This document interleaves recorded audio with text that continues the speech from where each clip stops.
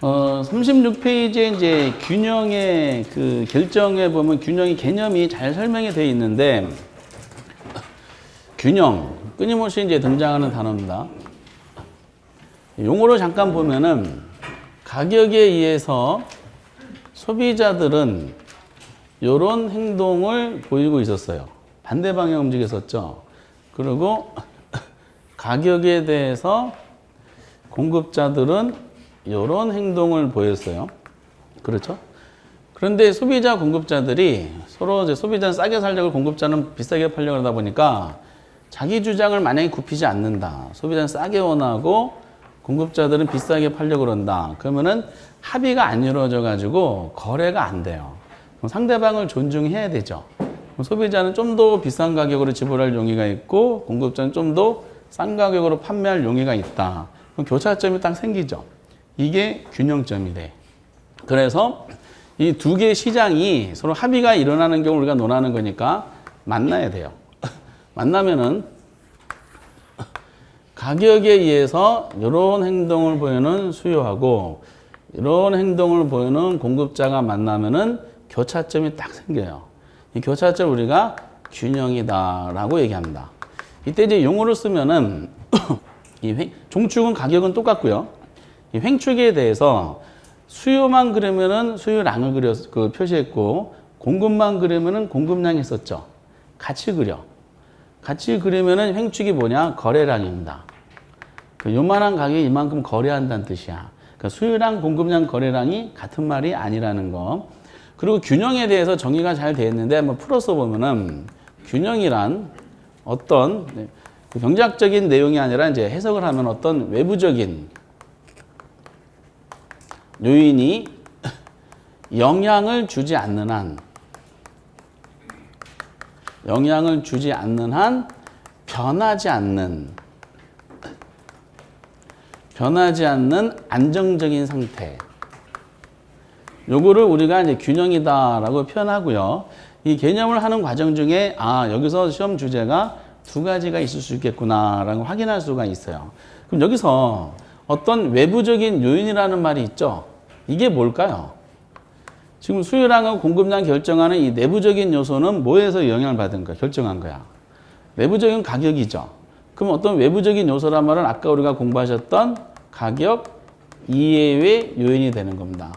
그러니까 가격 이외의 요인이라는 어떤 외부적인 요소가 영향을 충격 주지 않는 한 얘는 변하지 않는다는 뜻이고, 그 뒤집어 얘기하면은 어떤 가격 이외의 요인이 충격을 주면은 저 균형은 어떻다? 변한다는 뜻이에요, 이렇게. 그랬을 때 이제 균형하고 가격축을 연결하면은 우리가 이걸 P0라 그랬을 때 요거를 가격이잖아요. 이 가격을 우리가 균형 가격이다라고 얘기합니다. 그럼 균형 가격 상태에서는 소비자가 구매하고자 하는 수요자 가격과 공급자가 판매하고자 하는 공급자 가격이 있죠? 두 가지 가격이 어떨까요? 균형 가격에서는.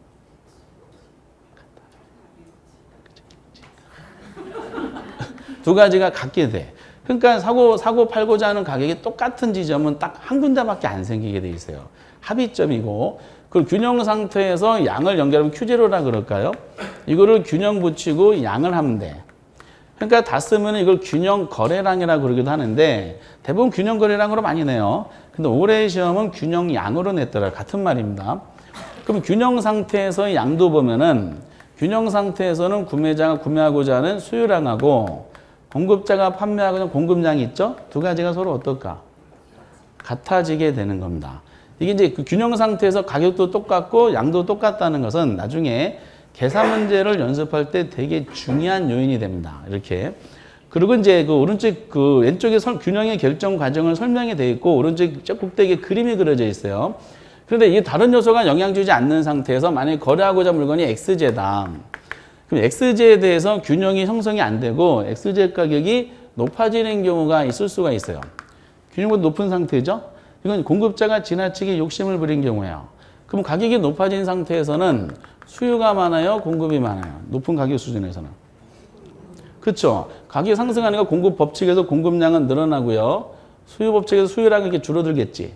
균형보다 높은 가격 수준에서는 지금 공급이 수요보다 많다는 것을 우리가 초과 공급이다라고 얘기하는 겁니다. 공급이 더 많은 상태를 초과 공급이다. 그럼 초과 공급 상태에서는 공급자들 좋을까요? 나쁠까요?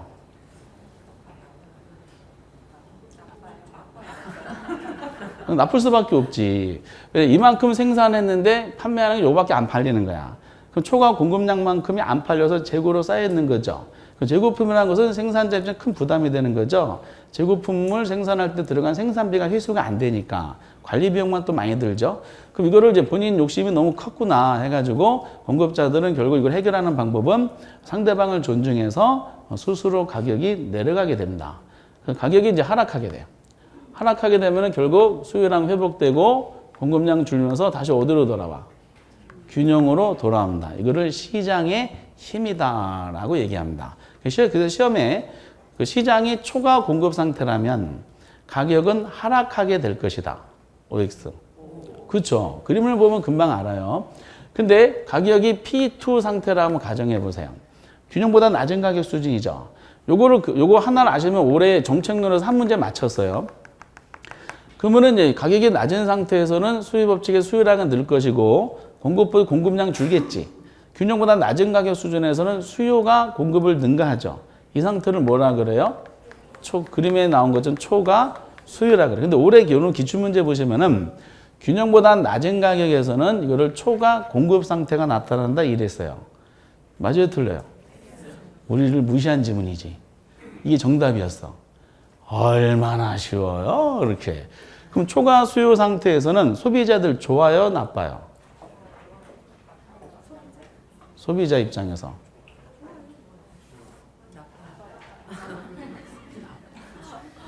이 초과 수요 상태에서는 소비자들이 너무 불편해요. 소비자는 이만한 낮은 가격수를 원하다 보니까 이만큼 원하는데 근데 공급자들은 그만한 가격에 생산을 안 한다는 뜻이야. 그러니까 두루마리 화장지가 한 두루마리가 1,000원인데 공급자들은 1,000원에 팔고 싶어. 그런데 이걸 소비자는 1원에 원해. 그럴 바에 생산을 안 해. 화장지가 없는 거야. 그럼 뭘로? 그리고 식당을 갔더니 된장찌개를 5,000원에 팔고 싶어. 근데 소비자들은 그 10원에 원해. 그럼 된장찌개가 생산을 안 해. 공급을 안 해요.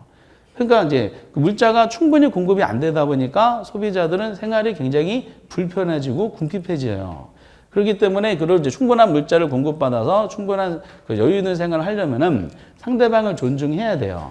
좀 더 높은 가격을 지불할 생각이 있습니다라고 하면은 공급량이 회복이 됩니다. 쓸데없는 수요량 줄어들어가지고 다시 어디로 돌아와요? 균형으로 돌아옵니다. 때문에 역시 마찬가지로 시장이 초과 수요 상태라면은 그림이 나오죠? 그러면 가격이 상승하게 될 것이다. 맞지? 이렇게. 그렇죠? 그래서 가격 이외에 다른 요소가 충격 주지 않으면은 일시적인 초과 공급과 초과 수요 상태 된다 하더라도 결국 가운데 균형을 찾아가기 때문에 이런 거를 시장의 힘이라 그래요. 그래서 결국 변하지 않는 안정적인 상태다라고 얘기하게 됩니다. 요거를 이제 낼 게 별로 없어요. 제가 만약에 출전이라 그러면은 여기다가 저는 가로치고 기역, 니은에 들어갈 말. 이걸 내고 싶은데 한 번도 그런 문제는 내지 않고 요거를 이제 선택하는 방법은 결국 이제 방금 전에 이제 초과수를 초과하고 바꾼 문제가 올해도 나왔지만은 이거를 이제 그 계산 문제 형식을 출제하는 가장 기본적인 출발점으로 여기서 등장하게 됩니다. 계산 문제는 안 하도록 하고 그 다음에 이제 시험에 현실적으로 그래서 균형의 결정보다는 훨씬 더 많이 나오는 게 균형의 이동이 시험에 나와요. 그럼 균형의 이동이 나오려면은 이제 어떤 가격 이외의 외부적인 요소 있죠. 얘네들이 여기다 충격을 주게 돼. 그럼 가격 이외의 요소가 충격점 아까 곡선 자체가 어떻게 되셨어요? 곡선 자체가 이렇게 움직였었죠. 증가는 어느 쪽 움직인다? 우측, 감소는 좌측. 이렇게 우측 좌측 움직여요. 가격 요소가 충격점은 공호선 자체를 우측 좌측으로 움직인 요소가 여기다가 영향을 주고 수욕선 자체를 움직이는 요소가 수에 영향을 주게 돼. 그럼 곡선이 막 움직이다 보면은 이 균형이 깨져. 그럼 새로운 균형이 생기거든요. 그럼 새로운 균형이 생기면 기존 균형과 비교했을 때 결국 표현하는 것은 가격이 변하고 양이 변할 거 아니야. 균형가가 균형 거래량이 어떻게 변하는지 그거에 대해서 이제 질문을 하게 되는 것이 우리 시험에 대한 두 번째 논리 거기에 양가로 이번에 균형의 이동이 되는 겁니다. 그리고 주로 이제 균형의 이동이 나온다는 뜻입니다. 요거를 처음에는 그래프로 한번 잘 이해를 해 주셔야 되는데, 이런 식으로 이제 되어 있어요. 최초의 균형 가격과 균형 상태 이렇게 잡아봤는데, 근데 이제 거기에 표가 그려져 있어요. 표가 그 네 가지가 있거든요. 이 네 가지 표가 대빵 중요한 겁니다. 그럼 시장에서 이제 우선 기본적인 내용인데, 시장에서 수요와 공급이 변할 거 아니에요. 근데 먼저 논하는 것이 수요와 공급 중 한쪽만 변하는 경우가 있어요. 그래서 이제 한쪽만 변하는 경우가 있는 것처럼 둘 다 변하는 경우도 있겠어요, 없겠어요? 둘 다 동시에 변하는 경우 있을 수 있겠지. 근데 한쪽만 변하는 경우가 거의 대부분의 지문이다 보시면 돼. 한쪽만 변하는 경우 80% 이상이 여기서 나오고, 둘 다 변하는 경우는 나머지 20% 미만이다. 근데 둘 다 변하는 경우도 요거에 대한 이해도가 있으면 다 해결이 됩니다. 근데 수요와 공급 중 한쪽만 변하는 경우가 네 가지 경우가 존재해요. 경제학적으로. 그래서 이거를 수요 공급의 4대 법칙이다라고 표현하는 경제학 원론책도 있어요. 그런데 그 경우가 어떤 거냐면은 한쪽만 변하는 것 중에 하나가 수요만 변하는 경우가 있어. 수요가 증가하고 공급은 변하지 않는 거야. 이 말을 해석하면은 무슨 뜻일까? 수요 국소는 증가해 어느 쪽 움직였어? 우측으로. 공급은 움직이지 않았어요. 그럼 결국 변하는 것은 시장에서 두 가지밖에 없죠. 그럼 균형 상태가 깨진 거니까 균형 가격은 어떻게 되고 균형 거래량은 어떻게 되겠습니까? 결국 이 질문이다라고 보시면 돼요. 그럼 균형 가격은 어떻게 될 것 같아? 균형 가격은 상승, 균형 거래량은. 여기서 이제 용어를 한번 볼게요. 가격이 변하는 것은 종축이 가격이잖아. 가격은 변하는 것은 상승과 하락으로 변하고, 거래량은 횡축을 변하는 거죠. 거래량은 증가, 감소로 변한다. 그러면은 이제 수요만 증가했어요. 공급은 그대로예요. 그럼 균형 가격은 상승했죠. 그럼 균형 거래량은 증가야, 불변이야, 감소야? 얘는 증가가 되지. 이거를 눈으로 하지 마시고 시험지를 그리셔서, 시험지 연습장에도 그리셔서 하나당 한 100번 이상 연습하시면은 이 그림이 머리에 들어와요. 그러면 고개만 까딱까딱 하면 되는데, 그러면 수요 공급은 그대로니까 얘를 움직이면 안 되고, 수요가 증가됐으니까 아까 증가는 우측으로 움직이는 거죠. 이동하는 방향이 이런 데 중요합니다. 그래서 우측으로 이렇게 움직여. 우측으로 움직이면 새로운 균형이 여기 생겼죠. 가격은 어떻게 됐어? 가격은 상승하고 거래량은 증가. 이 결과가 딱 나오게 되는 겁니다. 그리고 만약에 수요가 감소했어. 그리고 공급은 그대로야. 그럼 가격은 어떻게 될까요? 이제 가격은 하락하게 되고 거래량은 감소하게 되죠. 그럼 이거 수요만 변했을 때 내용이지. 그럼 수요가 감소하면 곡선이 얘를 움직여요. 어느 쪽으로? 좌측으로. 좌측으로 이렇게 움직였어요. 그럼 새로운 균형이 여기 생겼지. 그럼 가격은 하락, 거래량은 감소. 이렇게 나오는 거죠. 이게 그림상으로 이해가 되시죠? 이걸 벌써 이해하시도 엄청나시네요. 그 다음에 이제 수요가 불변이야. 그러니까 수요 곡선은 움직이지 않았죠? 공급이 증가된 거야. 그럼 가격은 어떻게 될까요?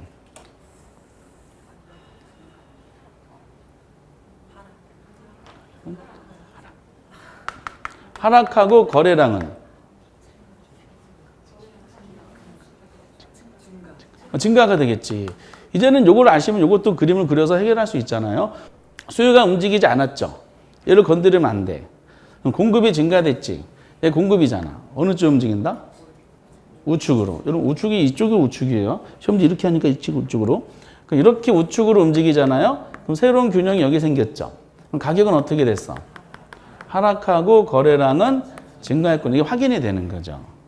그리고 만약에 네 번째 수요는 그대로인데 공급이 감소했어. 그럼 가격은 이제 상승하겠죠? 거래량은 감소하겠죠? 그 수요는 그대로인데 공급이 감소했으니까 이거 어느 쪽 움직여? 좌측으로 이렇게 움직이겠지? 좌측으로 움직이니까 새로운 균형이 여기 생겼죠? 가격은 상승, 거래량은 감소. 그래서 이 내용이 수요 공급의 4대 법칙으로 사실상 제일 중요한 거다라고 말씀을 드리겠어요. 그리고 이제 눈으로 하지만 항상 손으로 그리셔야 돼.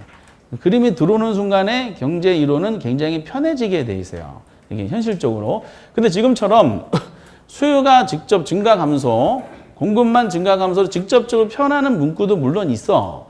근데 대부분의 우리가 시험 때까지 계속 연습해 드려야 될 내용은 아까 수요를 변화시키고 공급을 변화시키고 공급 변화 요소는 우리가 논하지 않았지만은 수요를 변화시킨 요소가 몇 가지가 있었잖아요. 대표적인 지문 딱 한 가지만 한번 해볼게요. 문제 자체에서 수요 곡선은 우하향하고 보시기만 하세요. 우하향은 공급 곡선은 우상향하는 아파트 시장이 있다. 아파트 시장이 있다. 이 시장에 대한 논점으로 이제 뭐라고 물어봐요. 뭐라고 물어보는 상황에서 이제 뭐가 물어보냐면은 수요 면에서 보기 2번 딱 해놓고 실제 문제 한번 해볼게요. 수요 면에서 대체주택 가격이 상승하면은 균형 가격은 상승하고 균형 거래량은 증가할 것이다 라고 이제 보기를 딱 내. 그러면은 이게 맞느냐 틀리냐를 여쭤보는 겁니다. 뭔 얘기예요? 그 얘기죠? 그렇죠? 이제 그럼 여기서 그러면 이제 이것이 균형 가격하고 균형 거래량이 변하려면은 수요와 공급이 변해야 되잖아. 근데 여기 보면 수요면이라고 그랬죠. 그럼 수요가 우선 변한 것이고, 그럼 수요가 변한 건데 방향이 두 가지가 있잖아. 증가 감소. 그러면은 이 대체주택 가격 상승이 아파트 수요에 영향 미친 걸 물어본 거죠. 그럼 대체주택 가격 상승 아파트 수요를 증가시키는 거였어서 아까 감소시키는 거였어. 증가시켜. 대체주택가 상승하면 대체제잖아, 두 가지가. 얘를 비싸니까 안 사겠지. 이 사람들 어디로 몰려와? 여기로 몰려오죠. 그럼 아파트에 대한 수요가 증가한 거야. 오케이? 결과적으로 이거는 뭘 낸 거야? 1번을 낸 거예요. 수요 증가에 해당되는 거를 이런 예문을 통해서 확인하는 겁니다. 결과적으로 가격 상승, 거래량 증가 이거는 5가 되는 겁니다. 이렇게. 이런 형식으로 시험 때까지 수백 문제 연습하시게 될 거야. 이렇게. 그럼 결국 이거를 미리 말씀드린 이유가 이 균형에 대한 문제도 푸시려면 뭐를 알아야 돼? 아까 전에 수요의 변화 요소 중에 대체제, 보완제 있죠? 그거를 아시면은 그 자체도 문제를 한 문제 맞히지만은 균형 문제도 맞출 수가 있다는 겁니다. 그래서 이제 이게 다 연결이 되게 돼 있어요. 이렇게. 하나의 예문이다라고 말씀을 드리고, 어쨌든 이런 예문을 들어가기 전에 그림상으로 지금 보셨던 이 네 가지 4대 법칙이 있죠? 그림을 책에 나온 그림을 잘 연결시켜가지고 이거를 내 걸로 소화를 시킬 수가 있으셔야 돼요. 이렇게. 그러고 나서 이게 80% 이상에 관련되는 문제가 주로 나오고, 그런 다음에 수요와 공급이 동시에 변하는 경우가 있겠죠. 동시에 변하는 경우. 근데 경제학자들이 수요와 공급이 동시에 변하는 경우를 시장에서 관찰해 봤어요. 관찰해 보니까 총 12가지 조합이 존재합니다. 많지도 않아. 총 12가지 현상만 존재해요. 근데 12가지 조합이라 하더라도 결국 그 문제는 이거랑 같더라고요, 보니까. 특히 그 중에 8가지 문제는, 8개 조합은 이거랑 같아. 어떻게 내냐면은, 예를 들어서 수요가 증가됐어요. 근데 공급도 증가된 거야. 근데 수요 증가가 공급 증가보다 크다면 이렇게 낸 거야. 그럼 시장에서 균형 가격은 어떻게 되고 거래량은 어떻게 됩니다라고 지문으로 쭉 나오죠. 그게 O냐 X냐를 물어본 겁니다. 그러면은 가격은 어떻게 될 것 같아요? 직감적으로. 가격은 상승, 거래량은 증가. 이거 맞아요?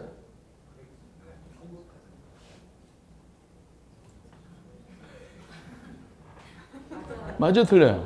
맞아요. 이게 원래 정석적으로 하려면 이걸 그림을 다 그려봐야 돼. 우하향하는 수요 곡선과 우사는 공급 곡선을 가진 이제 시장이 있는데, 여기서 수요도가 늘었으면 어느 쪽 움직여? 우측으로. 공급이 늘었으면 어느 쪽 움직여? 우측으로 움직이지. 그쵸? 그럼 수요 증가와 공급 둘 다 우측으로 움직였잖아. 어느 게 더 크게 변했어요? 그쵸? 여기서는 국어 시험이 좀 필요한데, 국어. 이것이 이거보다 크다 그랬죠? 그럼 수요가 우측으로 이만큼 늘어났어요. 공급도 우측으로 움직였는데 수요 증가보다 어떻다? 작게 늘어난 거야. 그럼 새로운 균형이 여기 생겼죠. 그럼 가격은 지금 보시다시피 상승하고 거래량은 증가하게 됩니다. 그래서 결과가 이게 맞게 돼 있어요. 근데 이 결론을 보니까 이 결론은 1번, 1, 2, 3, 4번 저 4대 법칙 중에 몇 번에 해당이 돼? 첫 번째에 해당이 돼. 현장에서는 이거를 전부 다 그릴 시간도 없어요. 그래서 요거는 이제 뭐 하나 이제 이렇게 예시해드린 것이고, 둘 다 변했다. 근데 크기가 뭐다 크다 작다가 나오잖아요. 크게 변한 것만 생각하시면 돼. 그럼 저랑 같은 문제가 됩니다. 이렇게. 그래서 이게 한 10개 증가했고 얘가 5개 증가했다는 뜻이잖아. 5개씩 상쇄시켜버리면은 얘는 안 변하고 얘만 변한 꼴이 되는 겁니다. 이게 이제 여러 개 조합이 나와요. 8가지 조합. 마찬가지로 하나만 더. 수요 감소가 공급 증가보다 크다면 그럼 가격은 어떻게 될까? 가격은 하락. 거래량은 감소. 금방 하시네. 그럼 수요 감소가 더 커요? 공급 증가가 더 커? 그렇죠. 이것이 이거보다 크다고 그랬으니까 얘가 더 크게 변한 거야. 그럼 수요 감소만 생각하면 되기 때문에 몇 번과 똑같다? 2번하고 같은 문제가 됩니다. 출제원이 이걸 굳이 낼 필요가 없는 거예요. 다만 요거는 아까 전에는 이제 요거 둘 다 이제 한쪽만 변하는 경우는 어떤 예문을 들어서 할 수가 있는데, 둘 다 변하는 경우는 수요와 공급을 변화시키는 예문을 아까 대체제 이런 걸로 예문 들다 보면 지문이 너무 길어져가지고 안 내고 있더라고요. 그러니까 문제 편의상 이것이 많이 나오는 이유가 있습니다. 하나 더. 수요 증가가 공급 감소보다 작다면 그럼 가격은 어떻게 될까요? 가격은 상승, 거래량은 이제 금방 이거를 응용하시네. 그럼 이것이 이거보다 작다 그랬지. 그럼 수요 증가가 더 커요? 공급 감소가 더 커? 여기서는 이제 국어 시험이 이제 개입되는데, 이것이 이거보다 작은 거니까 얘가 더 큰 겁니다. 이렇게. 얘는 10개 증가했고 얘는 20개 감소했다는 뜻이죠. 그러니까 10개씩 상쇄시켜 보면은 얘는 안 변하고 얘만 변한 꼴이 돼. 그럼 몇 번과 똑같다? 4번하고 같은 결론이 나타납니다. 그래서 이런 식으로 둘 다 변하는데 크다 작다는 크기가 주어진 거 있죠. 이게 12가지 조합 중에 8가지 조합이 다 이런 식이야. 그 나머지 4가지는 뭐냐면은 이거 하나만 잠깐 보면은 지금 급한 게 이쪽이 아니라 이 4가지 이거 이해하는 거니까 수요 증가와 공급 증가가 동일하다면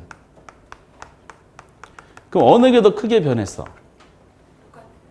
그렇죠. 이동한 폭이 똑같이 변했다는 뜻이죠. 그럼 가격하고 양이 어떻게 된다 결론이 나올 거 아니에요. 그렇죠? 근데 우리가 이제 둘 다 변했는데 이동한 폭이 크다 작다가 아니라 동일한 크기로 움직이잖아요. 특징이 있어요. 가격하고 거래량 중에 하나는 변하지 않아. 그럼 뭐가 변하지 않을까? 둘 다 증가하고 크기가 똑같으면 가격은 변하지 않고 거래량은 증가 감소. 당연히 증가하겠지. 둘 다 늘었잖아. 증가는 당연히 증가하겠죠. 이걸 그림으로 표현하면은 나중에 금방 판단하는 테크닉이 있지만은 이것만 잠깐 볼게요. 수요가 늘었으니까 어느 쪽 움직인다? 우측으로.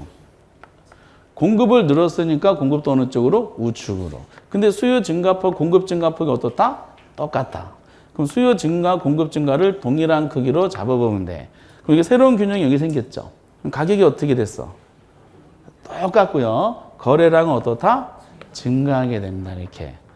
그래서 이제 이런 둘 다 변하는 경우도 있지만은 이거 하나 이제 요거를 이해하시면은 요거도 푸는데 굉장히 도움이 된다라고 말씀드리고 요 4가지 있죠. 4가지를 잘 정리를 해주시기 바랍니다.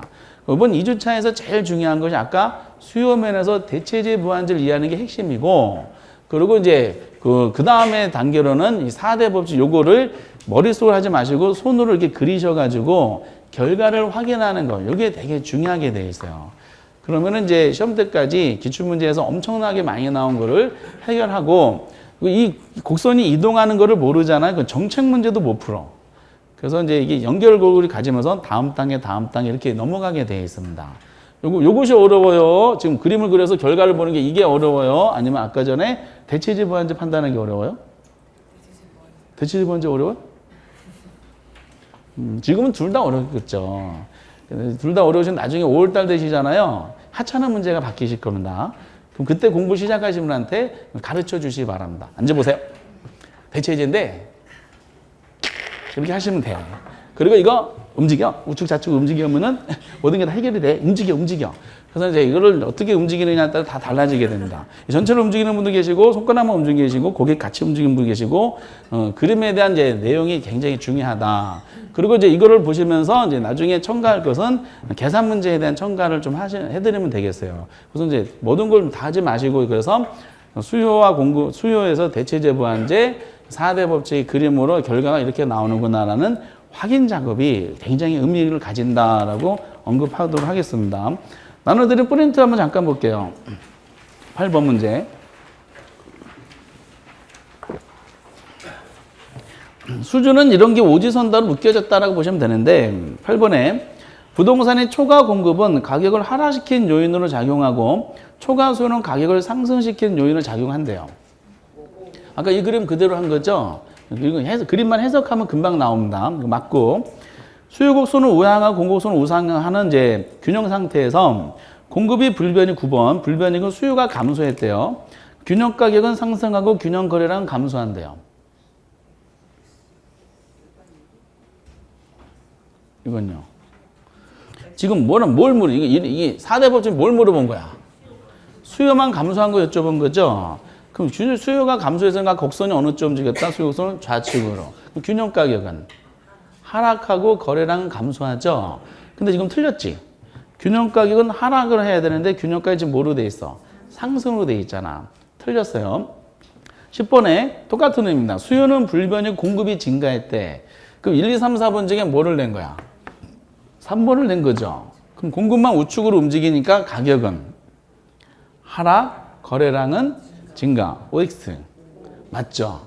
11번에 보면은 수요의 증가가 공급 증가보다 크다. 둘 다 변했지. 그리고 크다, 작다, 크기가 나왔잖아. 수요 증가가 더 큰 거예요? 공급 증가가 더 큰 거야?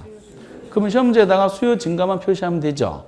그럼 아까 전에 뭐랑 똑같다? 1, 2, 3, 4번 중에 1번하고 같은 결론이야. 수요만 움직이면 돼. 그럼 가격은 상승, 거래량은 증가. 이거 어때요? 맞지? 저 정도 수준으로 내면은 중급 문제다 알아보시면 돼. 벌써 중급 문제를 해결하시네요. 엄청나시네. 그리고 다음 페이지에 나오는 이제 38페이지에 기본 입문서. 탄력성은 지금 보지 마세요. 탄력성은 지금 그 설명도 안 돼 있고, 지금 이거 힘든 탄력성은 좀 마지막으로 1월 달에 이제 처음으로 나가볼 텐데, 탄력성은 지금까지하고 좀 더 나갑니다. 예를 들어서 지금까지는 방향만 논한 거야. 아까 수요 법칙을 예를 들면은 가격이 상승하면은 수요량은 어떻다 그랬어요? 수요 법칙에 가격이 상승하면 수요량은 감소하는 거잖아. 수요 법칙은 가격과 수요량이 반대 방향이잖아요. 저희들의 행동이야. 비싸면 덜 사죠. 싸면 더 살 거 아니야. 그래서 가격이 상승하면 수요량은 감소하고 가격이 하락하면 수요량은 증가한다. 수요 법칙은 가격과 수요량이 서로 무슨 방향으로? 반대 방향으로 움직이는 걸 논한 거잖아요. 탄력성은 하나 더 나간 겁니다. 가격이 상승하면은 수요량은 감소해야 되는데 탄력성은 가격이 상승하면 수요량이 얼마만큼 감소하느냐. 그 포인트가 무슨 단어야? 얼마만큼이라는 크기야.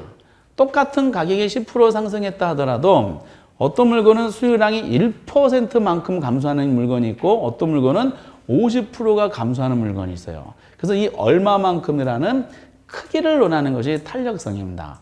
그래서 지금까지 공부하신 걸 한 번 더 나가는데 얼마만큼이나 크기를 논하다 보니까 필연적으로 계산 문제가 나옵니다. 그리고 이 크기를 좌우하게 만드는 여러 가지 요인과 이것이 이제 경제를 이뤄서 어디에 활용하는지를 천천히 단계별로 논하게 돼 있어요. 그래서 이제 우리는 탄력성은 크기를 논하는 내용이구나라는 정도만 보시고 설명이 잘 안 돼 있기 때문에 지금 보시지 마시고 이제 패스해 주시기 바랍니다. 이제 안 보셔도 돼. 건너뛰시고. 그리고 40페이지 보시면은 이제 경기 변동이라는 게 있어요. 경기 변동 계략적인 것만 말씀드려 보도록 하겠어요. 이거는 지금 매년 한 문제씩이 꼬박꼬박 출제가 됐는데 지금 2년 연속 안 나왔어.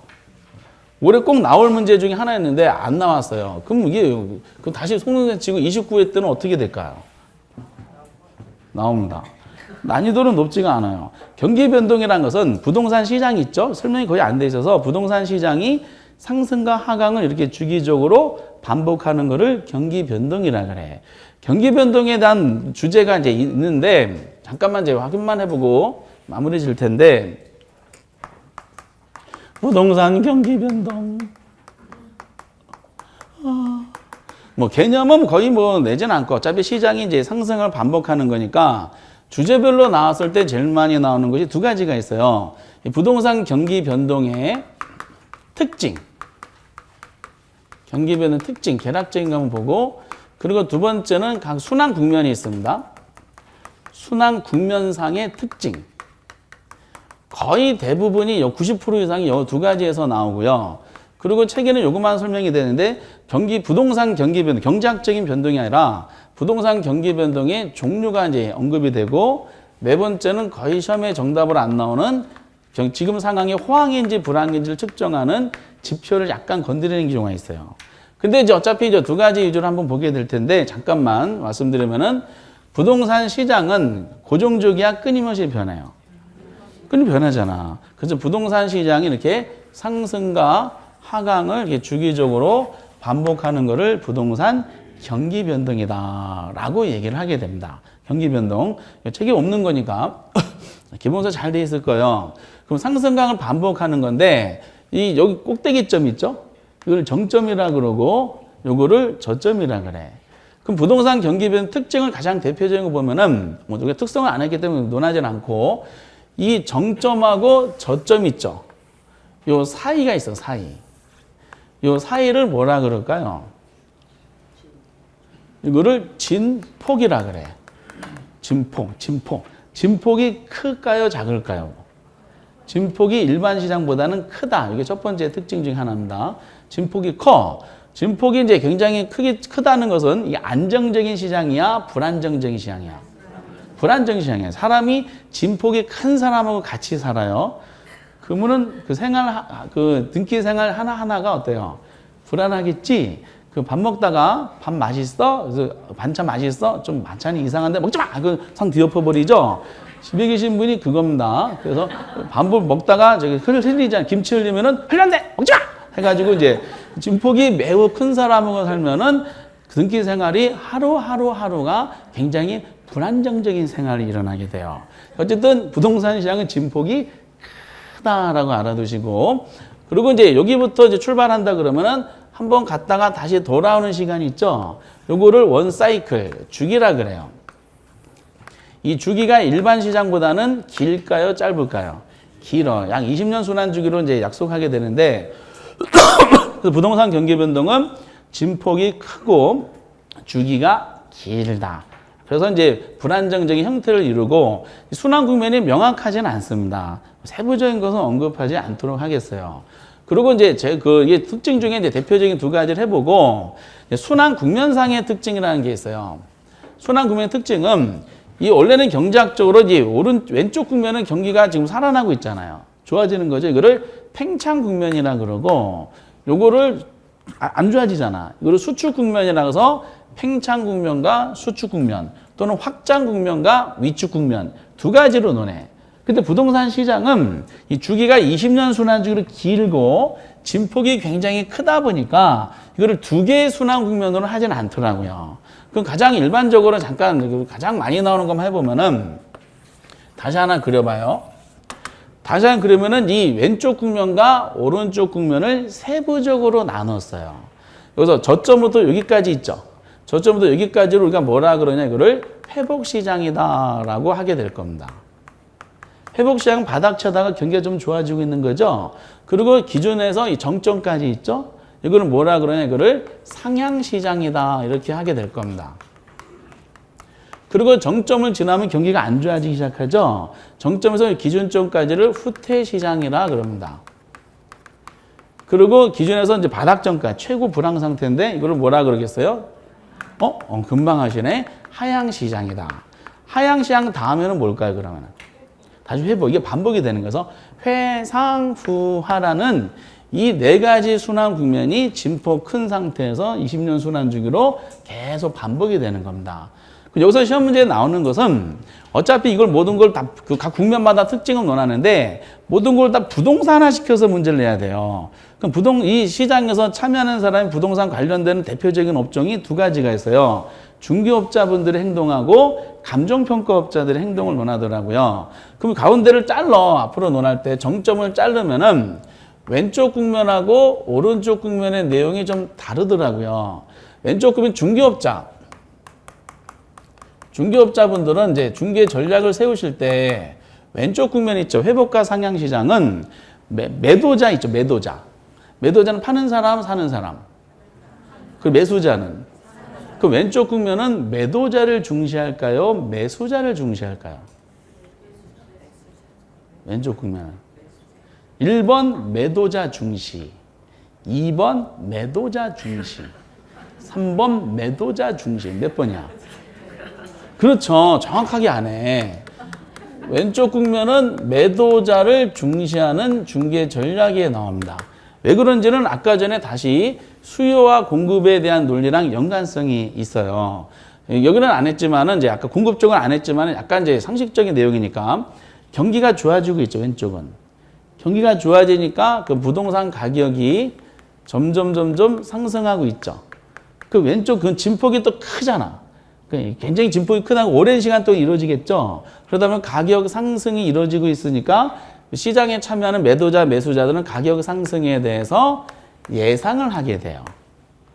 그럼 왼쪽 국면은 가격 상승이 예상되면은 수요는 증가할까요? 감소할까요?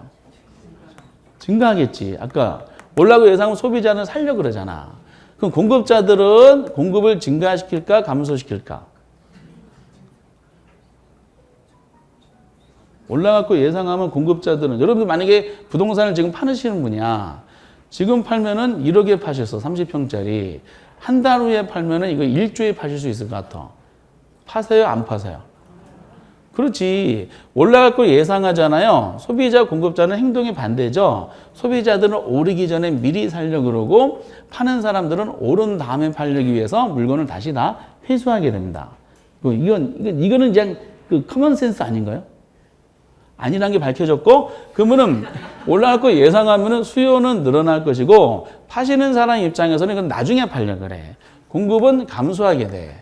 그럼 중개업소에 왼쪽 국면에 이런 상황이 발생한 거야. 매수자 많아요, 적어요? 매수자 많지. 사고자는 진을 치고 있잖아. 파는 사람은 많아요, 적어요? 팔고자 하는 사람은 물건이 없잖아. 그러니까 이제 매수자는 많은데 매물이 없는 거죠. 그럼 중개업자는 뭐를 확보하기 위한 전략을 해야 돼? 매물을 확보하니까 매도자를 중시하는 전략을 할 수밖에 없는 겁니다. 중개업소에 매도자가 나왔고 매수자가 나왔어. 가격 협상할 때 주도권 누가 가져요? 매도자가 갖지. 그러니까 매도자 눈치를 보는 겁니다. 그래서 누굴 중시한다? 매도자를 중시하는 국면이 왼쪽 국면이야. 물건을 확보하기 위해서. 어차피 사고 난 사람 잔뜩 쌓여 있어요. 근데 오른쪽 있죠, 오른쪽. 오른쪽은 이제 경기가 점점 나빠지고 있잖아. 경기가 안 좋아지니까 오른쪽 반대로 이해하시면 돼. 가격이 점점 하락하고 있어. 하락에 대한 예상을 하는 거야. 예상하니까 수요는 증가할까 감소할까? 감소하겠지. 만약에 물건을 사시고 산다. 하락이 예상되면 소비자는 안 살 거 아니에요. 기다리겠죠. 공급은 증가하겠지. 그래서 공급이 계속 가격이 떨어지잖아요. 부동산을 갖고 있는 사람들은 큰 부담이 돼.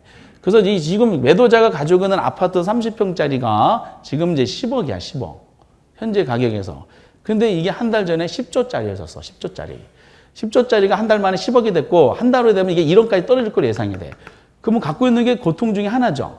그러니까 어떻게 하겠어? 시장에다 물건을 막 쏟아 붓을 거야. 그럼 중개업소에 매수자가 많아요? 매도자가 많아요?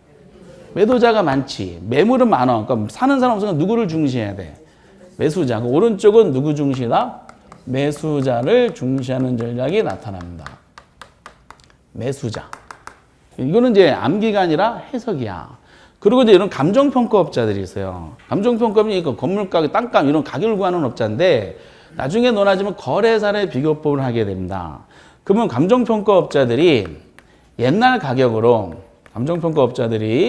과거에 어차피 두 가지 핵심적인 내용이니까 과거의 거래사례 가격을 가지고 거래사례 가격.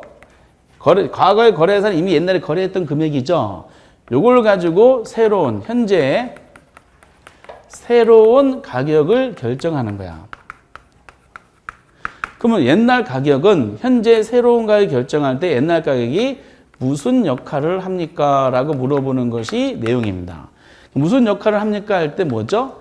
이게 옛날 가격이 지금 가격의 하한 역할이냐 상한 역할이냐 물어봐. 그 왼쪽 국면은 옛날은 지금 가격 결정할 때 하한 가격 역할할까 상한 가격 역할할까? 왼쪽 국면에서는 하한가. 그 옛날에 어떤 사람이 이 물건을 A라는 부동산을 매수했어. 경기가 점점 좋아지고 있죠. 매수한 금액이 요때 팔려고 그래. 그럼 이거는 이제 이때 매도하는 금액을 살 때 다시 옛날 샀던 걸 다시 파는 거잖아. 그 옛날 가격은 지금 가격 할 때 무슨 역할해? 밑에 있잖아. 하한가 역할합니다. 그래서 얘는 과거는 새로운 게 결정하는데 왼쪽 국면은 하한가 역할합니다. 근데 오른쪽은 반대지. 경기가 정점을 점점 떨어지잖아. 요때 옛날에 매입했던 부동산을 요때 매도하려고 그래. 그럼 옛날은 지금 매도한 금액보다 어디 있어? 위에 있지. 옛날은 지금까지 무슨 역할을 한다? 상한가 역할을 합니다. 상한가. 그래서 이제 상한가격. 그래서 이제 지금 이게 참 그 경기변동 순환구조 특징 중에 정답은 이게 거의 집중적으로 출제가 되는데 나중에 굉장히 쉬운 문제입니다. 먼저 경기 그 순환구조 특징 논하면은 회, 상, 후, 하라는 네 가지 순환 국면이 있죠. 회, 상, 후, 하가 있고 이거 수십 년 된 이제 우리가 하도 많이 나와 수십 년 된 방법인데 가운데 정점을 잘라서 중개업자들은 왼쪽은 매도자 중시, 오른쪽은 매수자 중시. 감정평가값이 옛날은 지금 가격 하한가 역할하고 오른쪽 무슨 가격? 상한가 역할한다. 그래서 회상, 후하, 도수, 하상 이렇게 많이 합니다.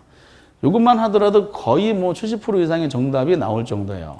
회상, 후하, 도수, 하상. 그렇게 어려울 것 같지는 않죠? 근데 이건 요 시점에서 이거 굳이 안 하셔도 돼요.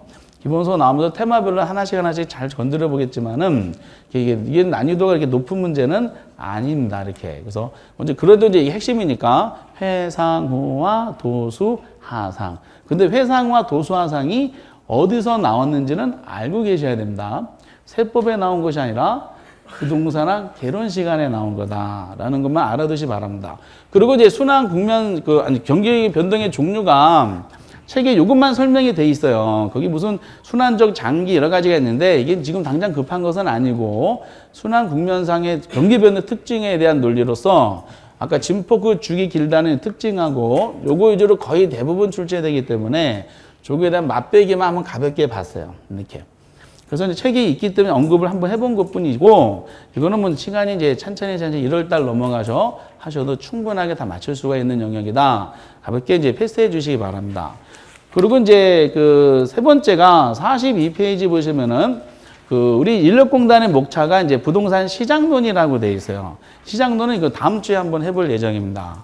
그러면은 이제 지금 매주마다 하나씩 중요한 한 가지씩만 가져가시면 되는데 1주차 때는 그 복합 개념의 부동산이라는 체계도 있죠. 그것이고 오늘은 아까 수요 면에서 대체재 보완제 있죠. 그것만 갖고 가시면 성공하신 거야. 그리고 조금 더 욕심 있다고 아까 이제 4대 법칙이 있었죠. 수요가 증가하면 균형가 거래량 어떻게 되고 공급이 증가하면 균형가 거래 요거 두 가지만 하시고 나머지는 그냥 어렴풋한 지문으로 이해만 기억만 약간 잔상으로 나오시면 되겠어요. 다음 주 3주차에서도 전체적인 시장론에 중요한 출발점이 있습니다. 다음 주에 중요한 거 미리 예고드리면 다음 주에는 부동산 시장의 특성이라고 있어요. 부동산 시장의 특징을 가지고 이제 내용을 막 파생시킵니다. 그래서 어떤 거 주로 나오는지 다음 주에 제 3주차 시장론에 대해서 매우 간략하게 설명이 되어 있기 때문에 뭔가 포인트를 잡아가지고 조금 더 보충 설명하면서 다 하진 않고 중요한 거 몇 가지만 살펴보도록 하겠습니다. 그래서 오늘은 여기서 마무리 짓고 다시 한번 강조해요. 오늘의 주제는 대체재 보완제다. 그것만 이해를 조금이나 해주셨으면 좋겠습니다. 다음 주에 다시 뵙도록 하겠습니다. 오늘 대단히 수고하셨습니다. 감사합니다.